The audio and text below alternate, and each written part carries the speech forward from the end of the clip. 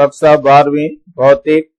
मैं RS प्रसाद sir आज आप लोगों को विद्युत धारा का भाग 2 कराने जा रहा हूं। चलिए देखते हैं इसमें क्या दिया हुआ है। ये उदाहरण दिया हुआ है, तांबे के एक तार में जिसके अनुप्रस्थ काट का क्षेत्रफल ये दिया हुआ है 1 गुणा 10 की घात -7 मीटर स्क्वायर। क्षेत्रफल जो दिया वो A बराबर कितना दिया है 1.0 गुणा 10 की घात 7 माइनस का मीटर स्क्वायर, घात माइनस की 7। इसमें जो धारा बह रही है वो I बह रही है, वो है 1 एम्पियर की 1.5 एम्पियर। चलिए कितने एम्पियर की विद्युत धारा बह रही है। अब क्या है, चालन में अनुगमन वेग बताना है। तो अनुगमन वेग क्या होता है, VD होता है, जिसको हमें बताना है। और तांबे का घनत्व दिया हुआ है, तो घनत्व भी लिख लेते हैं। D दिया है 9.0 गुणा 10 की घात 3 किलोग्राम पर मीटर क्यूब। तथा परमाणविक द्रव्यमान ये दिया हुआ 63.5। कल्पना कीजिए तांबे का प्रत्येक परमाणु एक एक चालन इलेक्ट्रॉन देता है। चलिए देखिए, हमें जो सूत्र बताना होता है वो I बराबर क्या होता है, ध्यान देना, NEAVD होता है। तो VD निकालना है, तो VD के निकलने के लिए क्या हो जाएगा, I बटे NEA आ जाएगा आपका, I बटे NEA। तो VD का मान निकल जाएगा। इसमें सिर्फ जो मेन है निकालना वो N निकालना है। जरा N निकाल के देखते हैं जरा कितना आएगा। तो N के लिए अवगाड्रो संख्या का सहारा लेना पड़ेगा, यानी कि 63.5 में जो होता है वो अवगाड्रो संख्या होती है। तो N के लिए 1 में कितनी हो जाएगी, तो पहले अवगाड्रो संख्या लिख लेते हैं, 6.023 इंटू 10⁻23 होता है, और बटे में ये आ जाएगा 63.5। लेकिन ये ग्राम में होता है तो इसको किलोग्राम में बदलना पड़ता है। तो क्या हो जाएगा 10 की घात -3 और आ जाएगा। लेकिन घनत्व है, घनत्व भी इसके साथ गुणा में आ जाएगा। कितना आ जाएगा घनत्व, 9 गुणा 10 की घात 3 हो जाएगा। इसको पूरे को हल करना है। हल करने पर जो आता है ये 8.5 गुणा 10 की घात 28 आ जाएगा। इतने आ जाएगा। ये प्रति मीटर क्यूब है, ध्यान रखना, प्रति मीटर क्यूब आएगा गुणा भाग करके। ये तो ये N मिल गया है, N आपको यहाँ रखना है, बाकी सब मालूम है। I का मान कितना है बच्चों, 1.5 है। ये कम N का मान आपने अभी निकाला 8.5 गुणा 10 की घात 28, और E का मान होता है 1.6 गुणा 10 की घात -19। चलिए और क्या बचा है, A का मान भी दिया हुआ है 10 की घात -7 है, तो गुणा 10 की घात -7 कर लीजिए।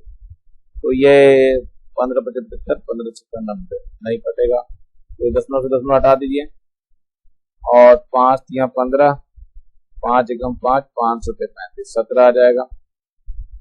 अब इसको जब हल करेंगे आप लोग, तो हल करने पर जो भी कुछ आएगा इसको आपको लिखना पड़ेगा। ये पूरा हल करके आ रहा है बच्चे, इसको कर लेना आप लोग। 1.1 गुणा 10 की घात -3 मीटर प्रति सेकंड। तो ये आपका आंसर आ जाएगा। गुणा भाग आप लोग कर लेंगे आसानी से, कोई दिक्कत नहीं आएगी। चलिए आगे देखते हैं अगला उदाहरण। किसी विद्युत परिपथ में 3 एम्पियर, तो I दिया हुआ है 3 एम्पियर, तो लिख लीजिए इसे 3 एम्पियर की विद्युत धारा 5 मिनट तक प्रवाहित हो रही है। इन्हें T का मान दिया है 5 मिनट। इसको बदलिए सेकंड में, तो 5 गुणा 60 हो जाएगा, सेकंड हो जाएगा, तो 5 × 30 300 सेकंड। चलिए ये T का मान निकल गया है। करने पर 1350 जूल कार्य करना पड़ता है, यानी W जो है 1350 जूल है। परिपथ में प्रयुक्त स्रोत का विद्युत वाहक बल ज्ञात कीजिए, मतलब V ज्ञात करना है। V बराबर यहाँ E होगा, जिसको भी हमें ज्ञात करना है। चलिए देखते हैं। तो सूत्र W का क्या होता है, W = होता है VIT, तो रख देते हैं VIT का मान। V निकालना है एक तरह से, तो V बराबर हो जाएगा W/I। तो निकाल देते हैं। W कितना है आपका, ये है 1350, I कितना आया है, I है 3 एम्पियर, T कितना है ये है 300, 0 से 0 कट जाएगा और 3 एकम 3, 3 चौक 12, 3 पंजे 15, फिर 3 15 दूनी 30 और 15 तिया 45। तो कितना आ गया? 3/2 आ गया या 1.5 वोल्ट आ गया। तो यही इसका आंसर होगा। किसी चालक के सिरों का विभवांतर जो है वो 40 वोल्ट है, यानी V का मान दिया है 40 वोल्ट। यदि उसमें बहने वाली विद्युत धारा का मान I का मान दिया हुआ है कितना? 0.4 एम्पियर। तो चालक का प्रतिरोध का गणना करनी है, तो R बराबर गणना करनी है। तो ओम का नियम क्या कहता है? R बराबर होता है V/IR होता है, सूत्र जो वास्तव में V/IR होता है। तो R हो जाएगा V अपॉन I हो जाएगा। तो V का मान समझिए, V का मान कितना है? 40 है, I का मान 0.4 है, 10 में घटा देंगे तो ऊपर 10 आ जाएगा, 4 से काटेंगे तो ये 10 आ जाएगा, तो 10×100 ओम आएगा इसका आंसर। यही इसका आंसर। चलिए नेक्स्ट देखते हैं। किसी चालक में बहने वाली धारा का मान में 300 मिली एम्पियर वृद्धि करने पर उसके सिरों का विभवांतर इतने वोल्ट से बढ़कर इतने वोल्ट हो जाता है। चालक का प्रतिरोध ज्ञात कीजिए। चलिए देखते हैं। 300 मिली एम्पियर की वृद्धि की गई है, तो ये डेल्टा आई है। डेल्टा आई बराबर हो गया 30 मिली एम्पियर, मतलब कितना हो गया? 30 गुणा 10 की घात -3 एम्पियर।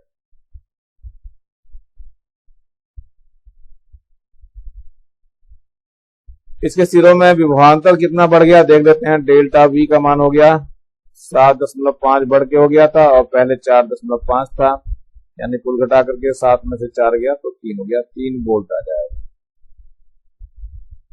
ये डेल्टा V का मान आ गया।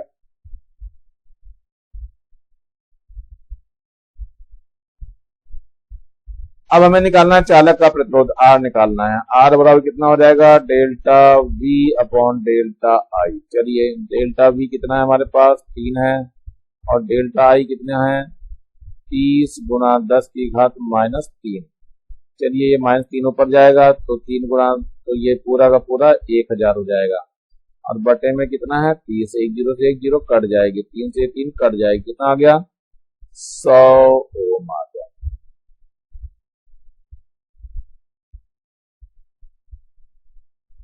ये है 8वां।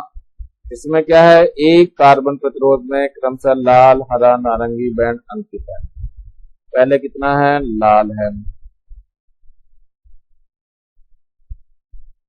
लाल के बाद है हरा, फिर है नारंगी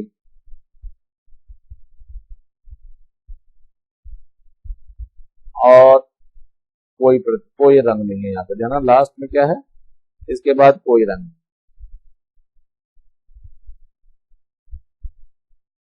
तो चलिए देखते हैं इसको ये कैसे होगा। तो सबसे पहले लाल रंग का कलर कोड यहाँ दिखा रहा हूँ। लाल रंग का कितना कलर कोड? 2 है, तो लाल के नीचे 2 लिख लीजिए। फिर हरे का कलर कोड देखो, हरा रंग कहाँ है? इसमें ये हरा रंग है, 5 है इसका कलर कोड, तो 5 लिख लीजिए। नारंगी में देखिए, नारंगी आपका कितना है? 3 है, तो यहाँ 10 की घात 3 आ जाएगा। और कोई रंग में नहीं, यानी कोई रंग ये वाला होता है, इसका 20% दिया जाता है, ये ±20%। तो अब क्या करना है? प्रतिरोध निकालना है। तो प्रतिरोध देखो कितना हो गया? प्रतिरोध बराबर हो गया, ये तो हो गया 25 गुणा 10 की घात 3 हो गया और +-20% और हो गया। इसको और सही कर लीजिए, तो 2.5 गुणा 10 की घात 4 हो जाएगा, ±20%, कितने ओम आ जाएगा। तो ये आपका आंसर है, आसानी से हो जाएगा, कोई दिक्कत नहीं आएगी।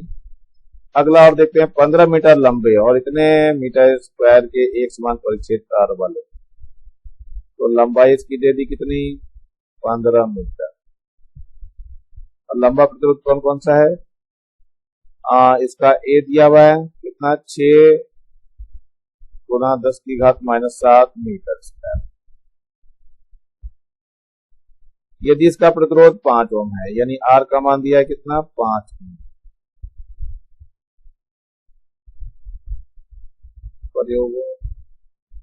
प्रयोग के ताप पर विशिष्ट प्रतिरोध क्या होगा, मतलब इसका विशिष्ट प्रतिरोध ज्ञात करना है आप। तो अब हम सूत्र लगाएंगे इसका। आर का जो सूत्र होता है रो होता है एल अपॉन ए होता है, तो अब रो का सूत्र लगाना है हमें। आर होगा इंटू ए अपॉन एल हो जाएगा। तो आर का मान दिया हुआ है 5 ओम, ए का मान भी दिया है 6 गुणा 10 की घात -7 और एल का मान भी दिया है 15। तो देखते हैं 5 एकम 5, 5 या 15, 3 एकम 3, 3 दूनी 6, तो ये आ गया 2 गुणा 10 की घात -7 और ये ओम मीटर इसकी इकाई होती है और यही इसका आंसर हो जाएगा। एक तार को खींचकर उसकी लंबाई दुगनी कर दी जा रही, मतलब ये है कि L2 बराबर 2L1 किया जा रहा है। उसका प्रतिरोध कितने गुना हो जाएगा, तो R2 बताना कितने गुना हो जाएगा। तो देखिए क्या है, सबसे पहले इनके आयतन बराबर होते हैं V1 और V2, यानी कि आयतन है, ध्यान रखना आयतन है ये, आयतन प्रारंभिक आयतन और आयतन बराबर हो जाता है। लेकिन आयतन का जो सूत्र होगा, तार होता है बेलनाकार, तो पाई होता है R1 स्क्वायर L1 और ये इधर क्या हो जाएगा, पाई हो जाएगा, R2 स्क्वायर हो जाएगा और L2 हो जाएगा। तो पाई और पाई तो कट जाएंगे, क्या निकल के आएगा, R1 का स्क्वायर बटे R2 का स्क्वायर बराबर कितना हो जाएगा, L2 बटे L। चलिए इन सूत्रों का हम इस्तेमाल करेंगे। तो R का जो सूत्र होता है रो होता है L upon pi R square होता है। चलिए देखिए इसमें तो R1 बटे R2 का जो सूत्र आ जाएगा, रो तो कट जाएगा, तो L1 बटे L2 आ जाएगा और इनटू R2 बटे R1 का स्क्वायर रहेगा, तो R2 स्क्वायर बटे R1 स्क्वायर। तो मान मैंने यहाँ दिखाया आपको, कौन सा मान दिखाया गया है, ये आपका आया है R1 बटे R2 यानी L2 बटे L1, यानी कि उल्टा करेंगे तो ये L1 बटे L2 के बराबर हो जाएगा। ये R1 बटे R2 है, L1 बटे L2, यहाँ पर भी क्या आ जाएगा, L1 बटे L2 आ जाएगा। चलिए ये मान इसके अंदर रखते हैं, तो ये L1 बटे L2 का होल स्क्वायर हो गया है, तो इसको ऐसे भी कर सकते हो L1 बटे L2 का होल स्क्वायर। तो R1 बटे R2 है, L1 कितना दिया हुआ था, L1 तो L है, मान लेते हैं L1 तो L ही रहने दीजिए, L2 का मान 2L1 है और इसका है होल स्क्वायर, तो L1 L1 कट जाएगा, तो R1 बटे R2 का मान कितना हो जाएगा, 1/4 हो जाएगा। फिर से गुणा कर दीजिए, तो R2 बराबर 4 R हो जाएगा। क्या लिखेंगे, पहले का 4।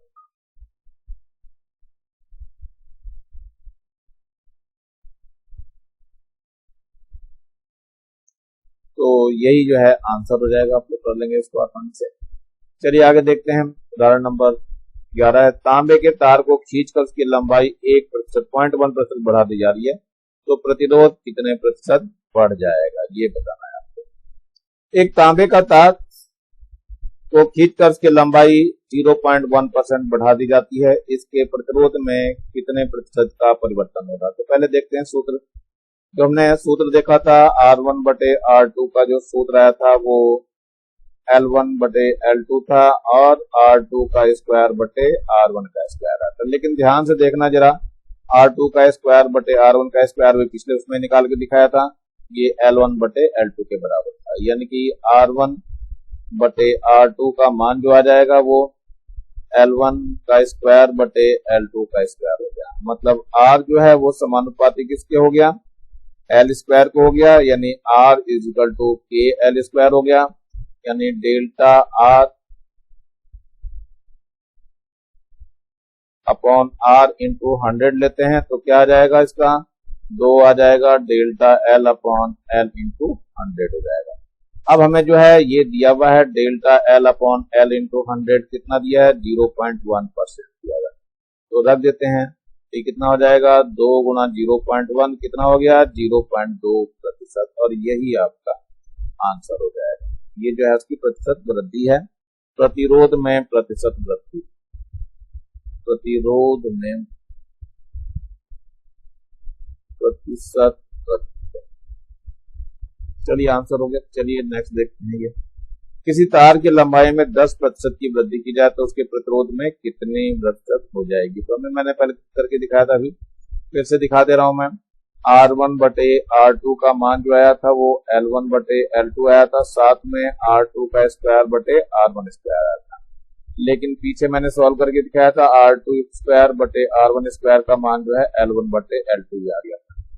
तो R1 बटे R2 का मान कितना आ गया, L1 का स्क्वायर बटे L2 का स्क्वायर, ये मान यहाँ रख देंगे। तो अब होगा क्या, यानी कि R जो है डायरेक्टली समानुपाती किसके हो गया, L स्क्वायर के, या R बराबर हो जाएगा के L स्क्वायर। तो ये बिल्कुल वही है, कितना delta R upon R into 100 करेंगे तो कितना आ जाएगा, 2 आ जाएगा, delta L upon L into 100 आ जाएगा। तो देखिए यहाँ पे लंबाई में वृद्धि कर रहा है, तो लंबाई में कितनी वृद्धि हो रही है वो लिख लेते हैं, delta L upon L into 100 कितनी दी है, 10%। तो रख देते हैं इसमें, तो ये होगा 2 गुना 10%, तो कितना हो जाएगा ये 20%। तो ये आपका आंसर हो जाएगा। ये क्या है, प्रतिरोध में प्रतिशत वृद्धि। तो यहाँ लिख लेंगे आप प्रतिरोध में प्रतिशत वृद्धि। आसान है, कोई ज्यादा मुश्किल नहीं पड़ेगा।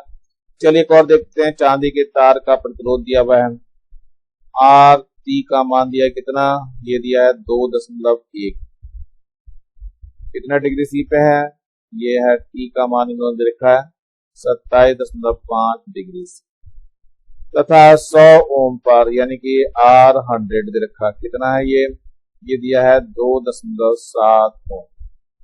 तो चांदी का प्रतिरोध ताप गुणांक ज्ञात करके, यानी अल्फा का मान ज्ञात। तो सूत्र जो होता है RT बराबर होता है R0 1 प्लस अल्फा टी होता है। सबसे पहले सूत्र में हमें ये टी वाला काम करना है, ये वाला रखेंगे हम लोग। तो RT का मान कितना दिया हुआ है, देखो ये 2.1 दिया हुआ है, R0 हमें पता नहीं है, और 1 प्लस अल्फा निकालना है, टी का मान दिया हुआ है 27.5। दोबारा जब रखेंगे हम 100 वाला रखेंगे तो यहाँ कितना हो जाएगा, ये समीकरण नंबर 1 हो गई। जब 100 वाला रखेंगे तो ये 2.7 हो जाएगा, और बराबर ये R0 रहेगा 1 प्लस अल्फा इंटू 100 हो जाएगा। ये समीकरण नंबर 2 हो गई। दोनों को भाग करना है, तो क्या आ जाएगा, ये 2 को हम 1 से भाग कर देते हैं, तो 2.7 बटे कितना हो जाएगा 2.1 बराबर कितना है R0 है, और 1 प्लस 100 अल्फा हो जाएगा, और बटे में कितना आ जाएगा R0 हो जाएगा, और 1 प्लस कितना आ जाएगा 27.5 अल्फा हो जाएगा। ये दोनों कैंसिल हो जाएंगे। तो अब क्या बचेगा देखना है हमें, ये दशमलव से दशमलव हटा दीजिए, 3 से काट दीजिए, 3 7 21 और 3 9 27, 9/7 आ गया।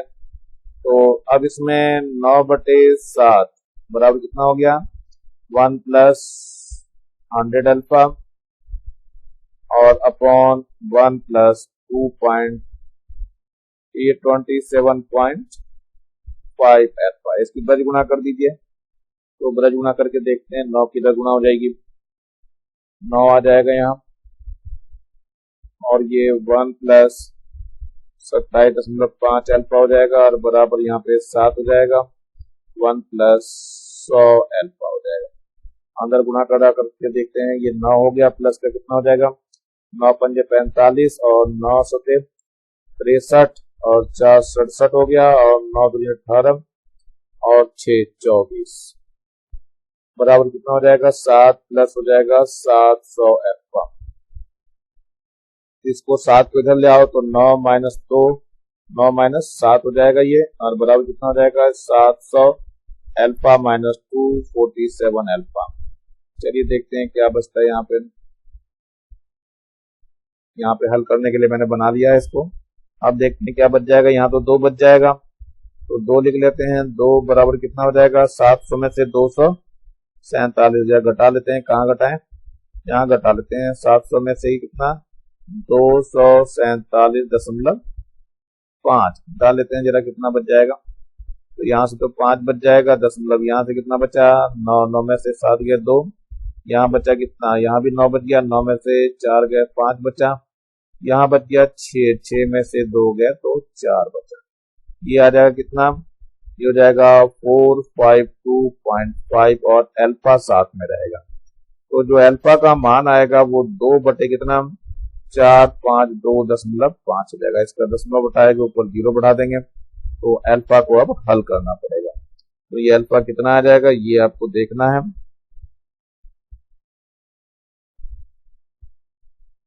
ये आ जाएगा 0.0044 प्रति डिग्री सी, और यही इसका आंसर है। तो मेरे ख्याल से बच्चों समझ में आ गया होगा, आसान है, कर लेंगे आप लोग। तो ये मैं एक्सरसाइज यहीं समाप्त कर रहा हूँ। नीचे लाल रंग का बटन दिखाई दे रहा है, इसको दबा के सब्सक्राइब कर लेंगे और ज्यादा से ज्यादा बच्चों को शेयर करना, जिससे ज्यादा बच्चों को फायदा हो सके। और मेरे वीडियो को लाइक भी करेंगे, कमेंट्स भी करेंगे और बेल आइकन को भी दबा लेंगे, जिससे मैं जब कोई वीडियो डालूं तो नया नोटिफिकेशन आपको तुरंत मिल जाए और वीडियो को आप तुरंत देख सकें। इसी के साथ मैं आर एस प्रसाद सर आज का वीडियो यहीं समाप्त करता हूँ। Thank you, have a nice day.